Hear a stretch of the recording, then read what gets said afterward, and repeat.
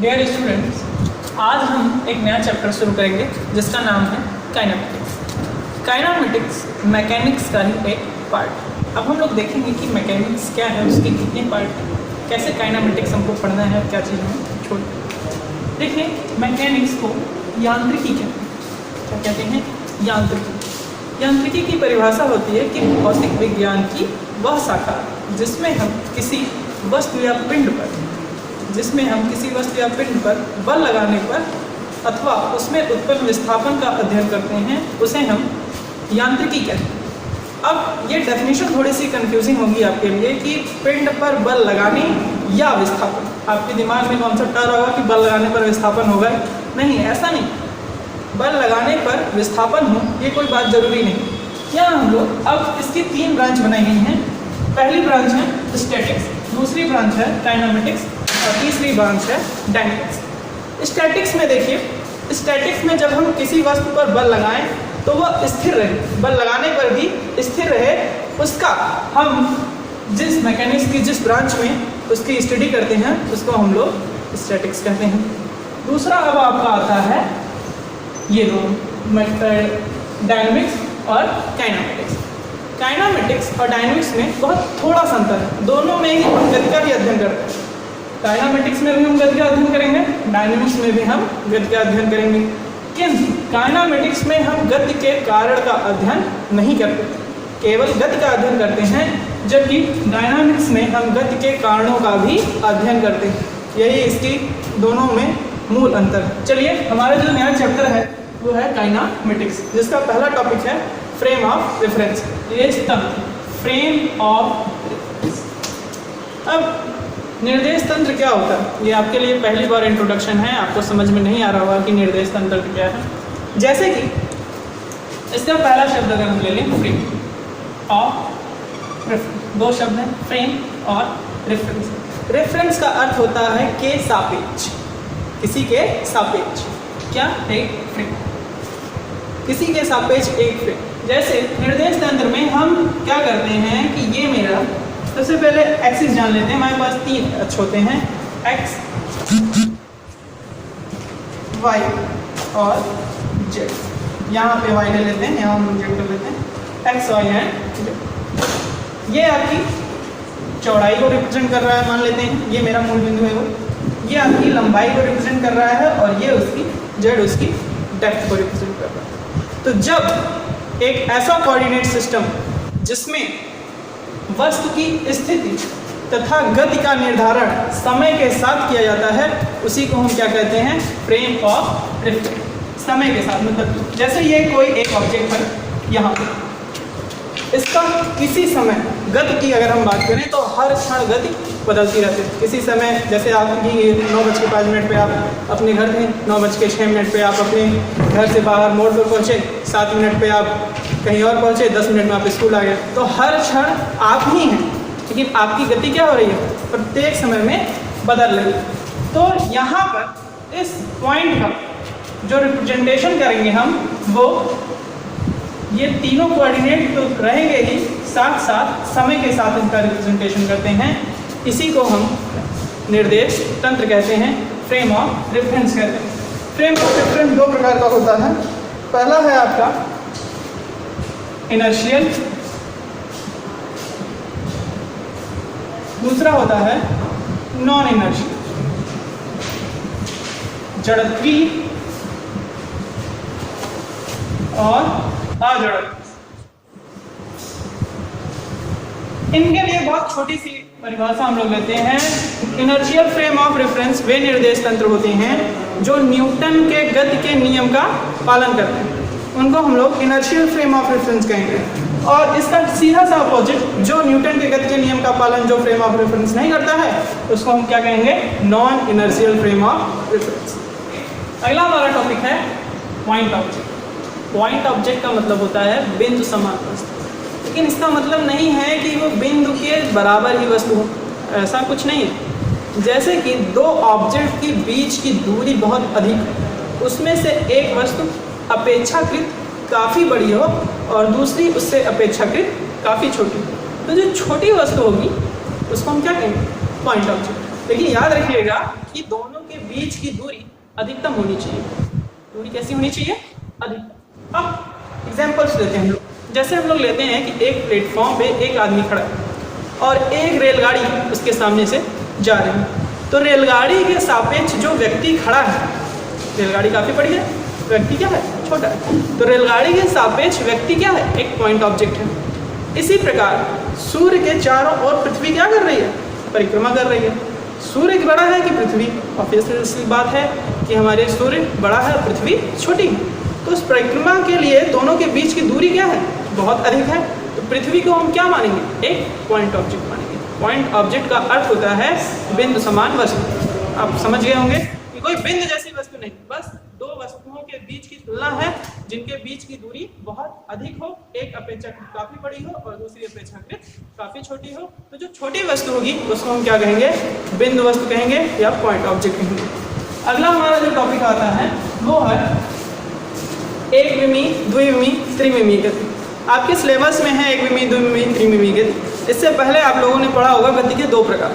पहला प्रकार rational motion और दूसरा रोटेशनल मोशन। रेशनल मोशन का अर्थ होता है कि एक सरल रेखा में गति, किसी वस्तु पर बल लगाया गया और वह थोड़ा सा विस्थापित होते हुए जो गति करती है उसको हम रेशनल मोशन कहते हैं।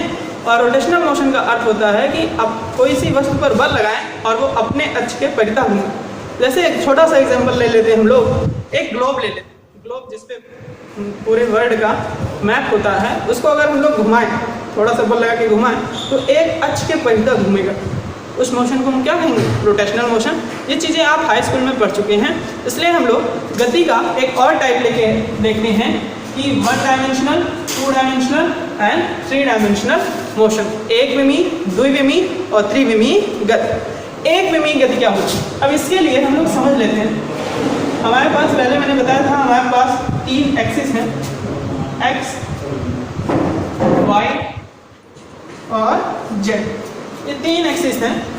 अगर एक विमी गति है तो कोई भी वस्तु या तो केवल x या केवल y या केवल z एक्सिस पर ही गति करेगी। मतलब केवल एक अक्ष, तो चाहे x हो, चाहे y हो, चाहे z हो।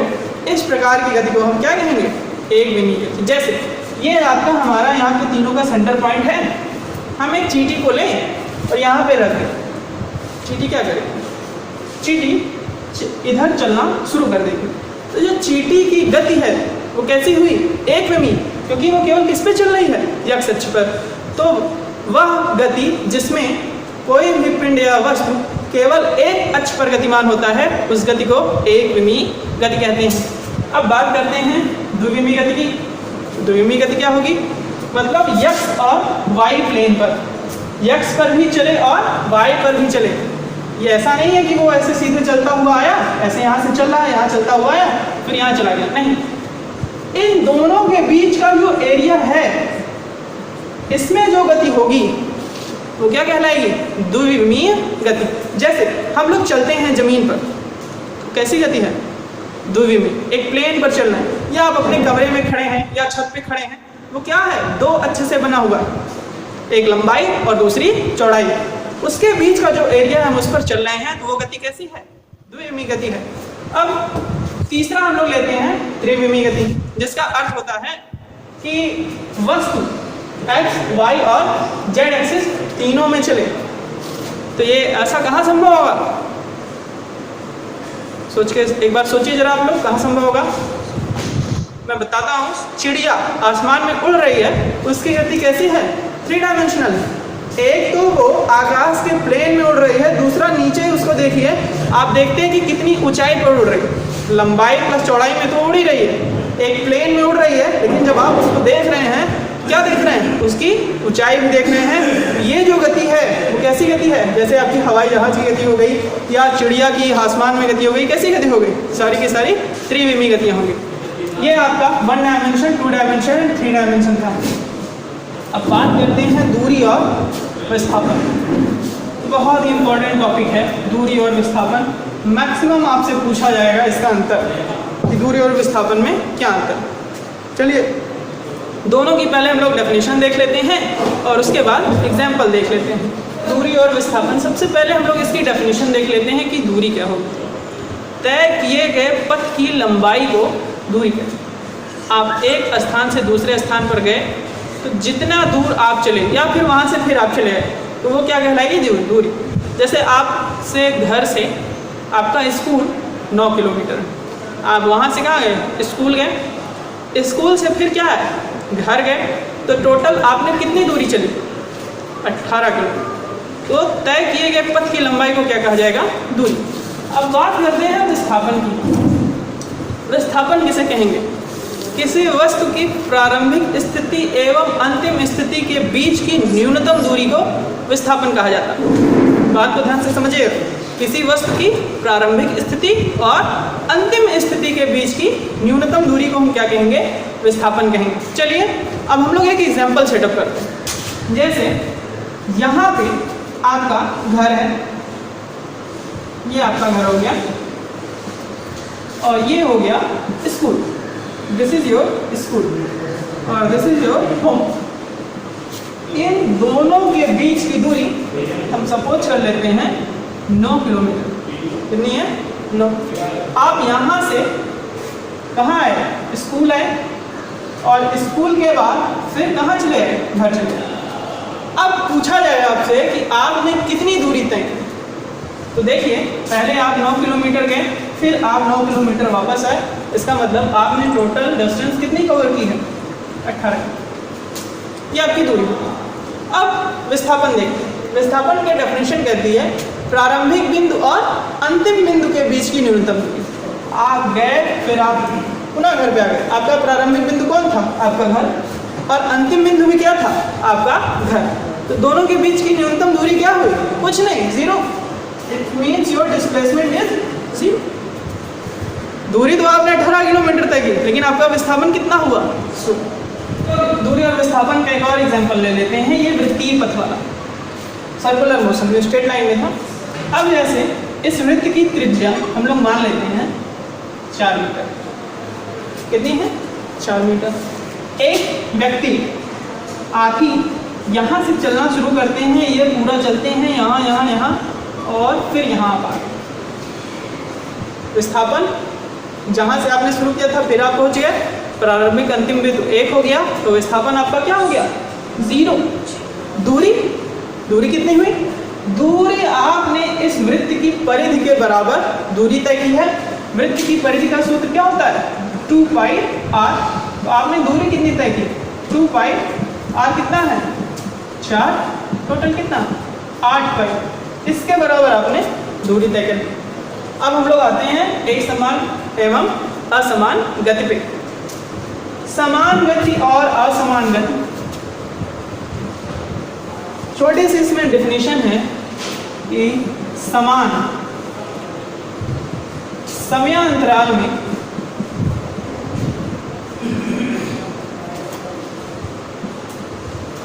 चली गई दूरी समान हो।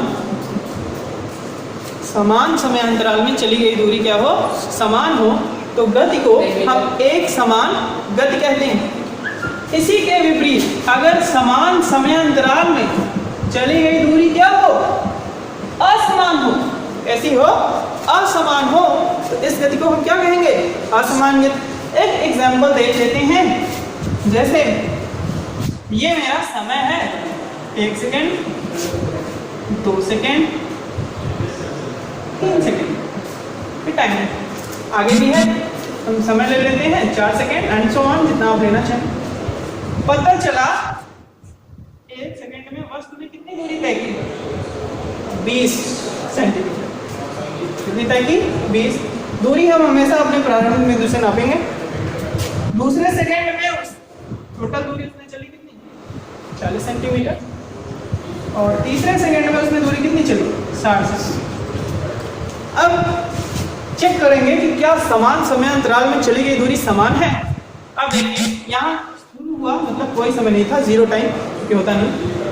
तो यहाँ से यहाँ तक का बीच का समय कितना है? 1 सेकेंड। और दूरी कितनी चली गई? 20। इसी तरह यहाँ से यहाँ तक का बीच का समय देखें कितना है? ये दोनों के बीच का समय 1 ही सेकेंड है। दूरी देखते हैं यहाँ से यहाँ के बीच कितनी चली गई? 40 - 20 कर दीजिए, कितना है? BC है, ठीक ना। उसी तरह यहाँ से यहाँ तक का देखें, 3 और 2 के बीच समय कितना है, 1 ही सेकेंड है। और इसको देख लीजिए, 60 में से 40 हटा देंगे, कितना आएगा, 20। तो ये दिख रहा है कि समयांतराल समान है और चली गई प्रत्येक समयांतराल में दूरी भी समान है, इसलिए गति क्या है, एक समान गति। असमान गति पे हम लोग आते हैं। अब जैसे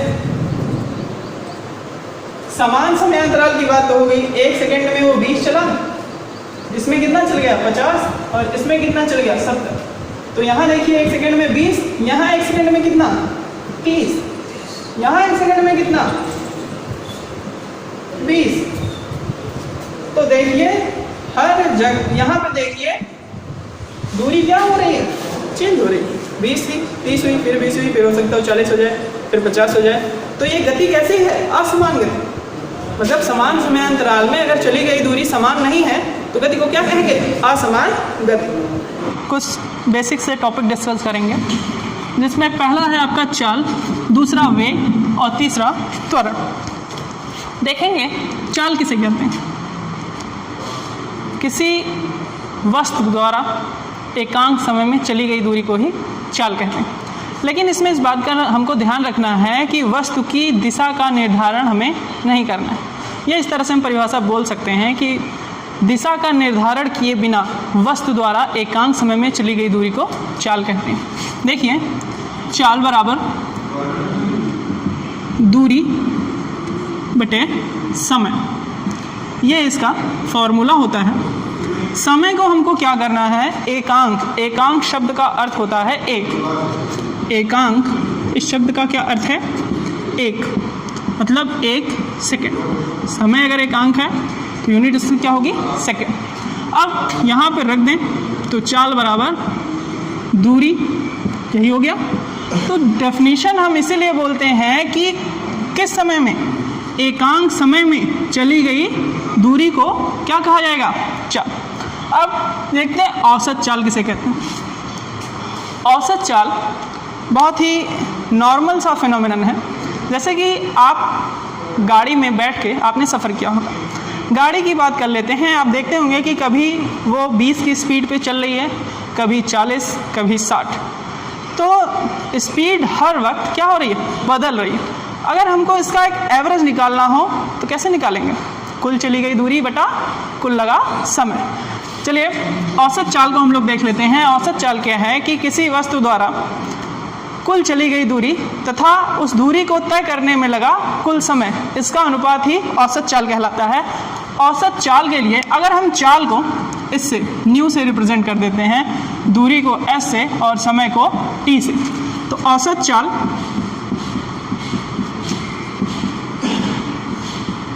बार बराबर कुल चली गई दूरी बटे कुल समयांतराल। इसको एक छोटे से एग्जाम्पल से समझ लेते हैं हम लोग। जैसे हम लोग एक बिंदु ए से दूसरे बिंदु बी तक एक 4 व्हीलर से चल रहे हैं। आपने जब चलना शुरू किया तो हमारे 4 व्हीलर की जो स्पीड थी वो 20 मीटर पर सेकंड थी। गांव से हम लोग निकले, उसके बाद बहुत अच्छी सड़क मिली तो हमारी स्पीड 80 मीटर पर सेकंड हो गई। फिर से उससे थोड़ा ख़राब मिली तो 60। अब हर बिंदु पर ये देखें इसकी चाल अलग अलग, तो इसके औसत चाल क्या होगी। तो औसत चाल के लिए मान लीजिए हम यहाँ पर 5:05 से चलना शुरू किया और यहाँ 5:15 पे पहुँच गए। हमारी जो समय टोटल लगा वो कितना लगा, 10 मिनट। यहाँ से यहाँ तक के बीच की दूरी टोटल मान लेते हैं 10 किलोमीटर थी, तो यहाँ पे भी मैंने रख दिया 10। MKS पद्धति में हम इसको रखेंगे तो 10 गुणे 10 की घाते 3 मीटर बटे 10 मिनट है, सेकंड चेंज करेंगे बटे 60 सेकंड। अब यहाँ पे ये 10 से 10 कैंसिल, 1000/60 ये हमने काट दिया 0 से 0, भाग देंगे 6 कम 6, यहाँ पे 4 बचेगा, 6 के 36 और 16.66 मीटर पर सेकेंड। यहाँ पर देखिए इसकी चाल 20 मीटर पर सेकेंड थी, 80 मीटर पर सेकेंड थी, फिर कभी आपकी 60 मीटर पर सेकेंड हुई, लेकिन इसकी एवरेज चाल क्या निकली? 16.6 मीटर पर सेकेंड। अगर इस चाल से हम लगातार चलते जाएं, अपनी चाल परिवर्तित नहीं करेंगे, तो इतने ही समय में इस दूरी को हम लोग तय कर लेंगे। यही हमारी औसत चाल है। अब तात्क्षणिक चाल की बात करते हैं। बहुत सूक्ष्म समयांतराल के लिए, बहुत सूक्ष्म समयांतराल अर्थात डेल्टा टी टेंड्स टू 0, इतना सूक्ष्म, इस समयांतराल के लिए किसी वस्तु की औसत चाल को ही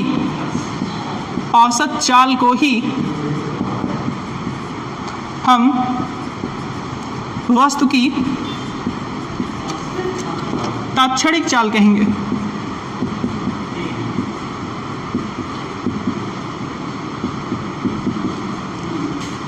बेसिक सा जो फॉर्मूला हमारा चाल बराबर दूरी बटा समय, इसी पे हर चीज़ें अप्लाई हमको करनी है। अब हमारा जो अगला टॉपिक है वो है वेग। ये देखिए हमारा जो टॉपिक है वेग, तो सबसे पहले वेग किसे कहेंगे? जैसे कि एक नॉर्मल सा समझ लें कि जैसे हम कहते हैं कि चाल के लिए कि एकांक समय में चली गई दूरी को हम चाल कहेंगे, तो उसी प्रकार एकांक समय में तय किए गए विस्थापन को हम वेग कहेंगे। वेग बराबर विस्थापन बटे समय। ये देखिए वेग इक्वल्स टू विस्थापन बटे समय। वेग को v से रिप्रेजेंट किया जाता है, स्मॉल v से रिप्रेजेंट किया जाता है, डिस्प्लेसमेंट का d और टाइम का t, तो v इक्वल्स टू d/d। इसके कई प्रकार हैं। पहला हम लोग देख लेते हैं एक समान वेग। कैसा वेग? एक समान वेग। जब समान समयांतराल में तय किया गया विस्थापन क्या हो? समान हो, तो वेग को हम एक समान वेग कहेंगे। और जब समान समयांतराल में तय किया गया विस्थापन अलग अलग हो, तो वेग को क्या कहेंगे? परिवर्ती वेग कहेंगे। क्या कहा? अब वेग कैसी राशि है? वेग एक सदिश राशि है।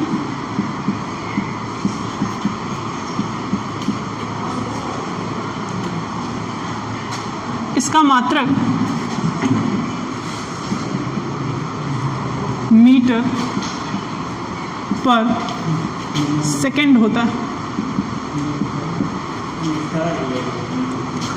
इसमें अब इसके दो प्रकार हम लोग, जैसे चाल में हमने देखा था औसत चाल, उसी प्रकार देखेंगे कि औसत वेग क्या है। सेम चीज़ है, वहाँ पे था औसत चाल में आपके पास था कुल चली गई दूरी बटे कुल समयांतराल। यहाँ पर औसत वेग में हो जाएगा कुल विस्थापन बटे कुल समयांतराल। औसत के लिए हमेशा किसी भी चीज़, किसी भी राशि का, भौतिक राशि का अगर औसत है, तो उसको रिप्रेजेंट करने के लिए उस भौतिक राशि पे हम लोग एक लाइन खींच देते हैं, जिसे बार कहते हैं। इससे हम लोग रिप्रेजेंट कर देते हैं कि वह उस भौतिक राशि के औसत को प्रदर्शित कर रहा है। वी बार इक्वल्स टू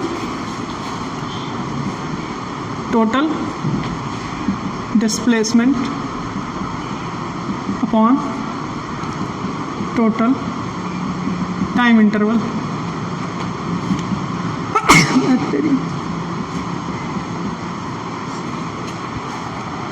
अब अगला टॉपिक हमारा आता है तात्क्षणिक चाल। तात्क्षणिक चाल किसी वस्तु के लिए बहुत सूक्ष्म समयांतराल में तय किया गया विस्थापन तथा उस सूक्ष्म समयांतराल के अनुपात को उसका तात्क्षणिक चाल कहते हैं। तात्क्षणिक चाल v instantaneous that is equal to आपका होता है ds/dt। डी शब्द बहुत सूक्ष्म चीज़ों के लिए होता है। डी शब्द हमारा बहुत छोटी दूरी के लिए, किसी भी चीज़ को अगर छोटी चीज़ को हमको रिप्रेजेंट करना है, चाहे वो कोई भी राशि हो, उसके आगे अगर आप डी लगा देते हैं तो इसका अर्थ आता है कि उसका मान बहुत कम है। इट मीन्स जैसे आपका विस्थापन अगर s है, ठीक ना, उसके पहले अगर हम डी लगा दें तो मतलब विस्थापन बहुत छोटा है। टाइम अगर t है, उसके पहले अगर डी लगा दिया जाए तो इसका मतलब होता है कि समय बहुत कम है। तो ताक्षणिक चाल मतलब ताक्षणिक वेग आपका जो है वो तुरंत का, किसी इंस्टेंट टाइम का वेग होता है। तो उस टाइम जो डिस्प्लेसमेंट होता है बहुत छोटा होता है और जो टाइम इंटरवल होता है वो भी बहुत कम होता है। तो v instantaneous that is equal to ds/dt।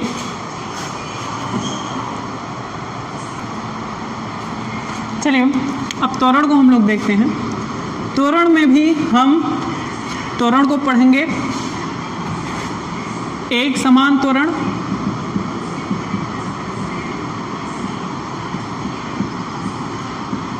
असमान त्वरण, औसत त्वरण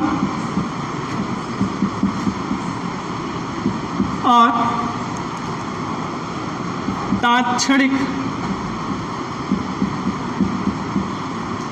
त्वरण का अध्ययन करेंगे। सबसे पहले हम लोग जानते हैं त्वरण किसे कहते हैं। किसी गतिमान वस्तु द्वारा एकांक समय में हुए वेग परिवर्तन की दर को त्वरण कहते हैं। किसी गतिमान वस्तु में एकांक समय में हुए वेग परिवर्तन की दर को त्वरण कहते हैं। इसे ए से प्रदर्शित करते हैं। त्वरण को इंग्लिश में एक्सेलरेशन कहते हैं। एक्सेलरेशन का ए हम यूज़ करते हैं, a that is equal to delta v upon delta t. Delta v means change in velocity और डेल्टा टी हमारा है चेंज इन टाइम। अब बात करेंगे एक समान त्वरण क्या होता है। अगर समयांतराल में वस्तु के वेग में परिवर्तन समान हो रहा है तो त्वरण को एक समान त्वरण कहेंगे। इसके विपरीत अगर समान समयांतराल में वस्तु वेग में परिवर्तन असमान हो रहा है तो उसको हम असमान त्वरण कहते हैं। अब बात करते हैं औसत त्वरण की। जैसे औसत चाल था, औसत वेग था, उसी प्रकार से औसत त्वरण भी है। औसत त्वरण ए बार या ए एवरेज ऐसे हम लोग लिख लेते हैं, दैट इज इक्वल टू कुल वेग परिवर्तन, मतलब वेग में शुरू से लेकर अंत तक कितना वेग परिवर्तन हुआ बटे कुल समयांतराल। ये हमारा आपका औसत त्वरण हो गया। अब बात करेंगे ताक्षणिक त्वरण की। तो ताक्षणिक त्वरण a instantaneous that is equal to, मैंने कहा था बहुत सूक्ष्म, कोई भी परिवर्तन हो बहुत छोटे समय अंतराल में अगर होगा तो बहुत ही सूक्ष्म को होगा। तो चेंज किस में होगा, इस वेलोसिटी में। तो वेलोसिटी में चेंज बहुत छोटा है तो dv, और इसी प्रकार समय में भी चेंज अगर बहुत छोटा है तो dt। तो ताक्षणिक त्वरण की परिभाषा हम लोग इस प्रकार लिख लेंगे कि यदि सूक्ष्म समयांतराल में हुआ वेग परिवर्तन अत्यंत सूक्ष्म होता है तो उसको हम क्या कहेंगे, ताक्षणिक त्वरण।